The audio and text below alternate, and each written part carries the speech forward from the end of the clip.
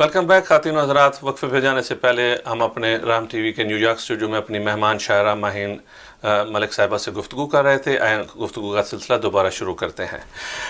माहिन साहबा, आप उर्दू और सराइकी दोनों ज़ुबानों में शायरी करती हैं और ख़ूब शायरी करती हैं। यकीनन रोमांटिक शायरी है, जहाँ तक मैंने पढ़ा है बहुत उनके अंदर रोमांस पाया जाता है। मेरी ख्वाहिश होगी कि आप हमें सराइकी शायरी की कुछ सराइकी शायरी में सुनाएं, और बेहतर होगा कि चूँकि मैं भी सराइकी बोलता हूँ, आप भी सराइकी बोलते हैं, क्यों ना सराइकी में गुफ्तगू करके देखें आज। चलो, ये तो चंगी गाल है। तुसां ये दसो मैं कहूँ कि सराइकी शायर भरे पन अल्लाह दे फज़ल नाल तो किने को मुतासर कीते?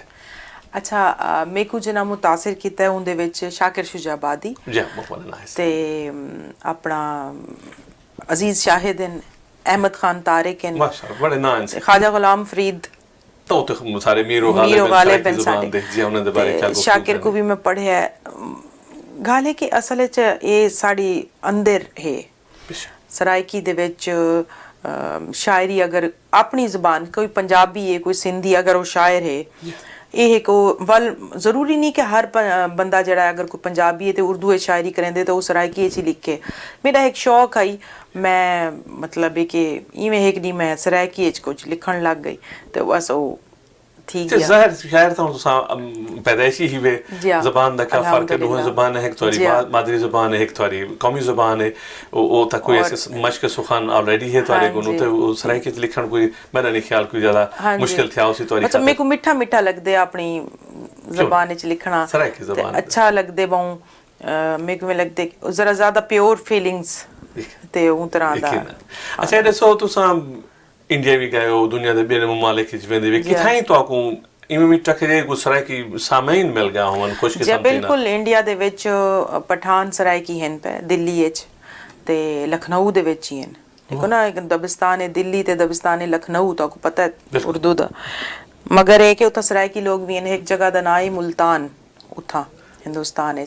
मैं इंडिया कई दफ़ा गई हाँ, मेरे को मेरी शायरी को बहुत पसंद करें, मेरे को सडेन बहुत ज़्यादा 4-5 दफ़ा मैं गई हाँ उतना इंडिया। सराइकी शायरी दी भी फरमाइश थी? हाँ, मैं सराइकी सुने नहीं हाँ ते उन्हां को समझ भी आंदी है ते और दाद भी देने ते वल वल आदन भाई वाले शेर पढ़ वल पढ़, यानी कि वो एक रिदमैटिक ज़्यादा नगमगी होती है ना, ते उन्हां को पसंद आंदी है।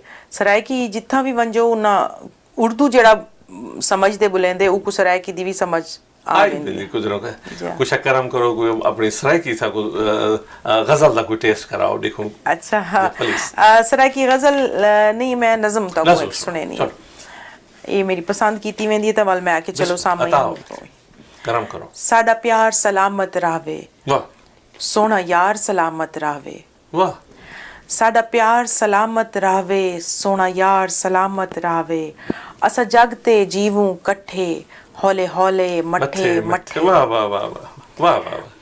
साडा प्यार सलामत रहवे, सोना यार सलामत रहवे, असा जग ते जीवूं कट्ठे हौले हौले मठे मठे, असा डूह एक दूजे कीते सुचे शीशे कोरे लठे। वाह वाह वाह। ते वल सड़दे सड़दे सड़दे साडे दुश्मन खूह वंज डठे। वाह वाह वाह वाह वाह वाह।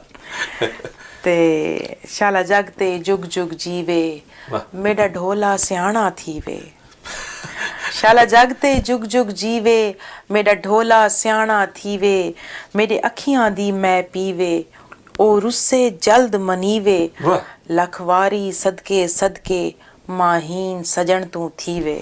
क्या बात है, वाह वाह वाह वाह वाह वाह वाह। कुछ तरन्नुम में थी वंजे मेहरबानी प्लीज। तरन्नुम मेरा कोई इतना चंगा कह नहीं, तू सच्चाई बैठे हो काम को, लेकिन ये है कि चलो तरन्नुम गाली। माहिया वे माहिया, माहिया वे माहिया, माहिया वे माहिया वे माहिया,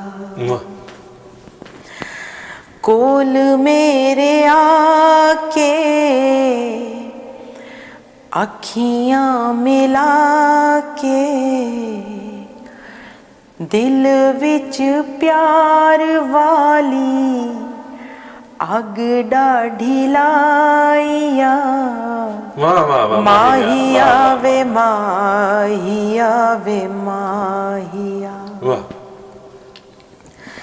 सोनिया वे सोनिया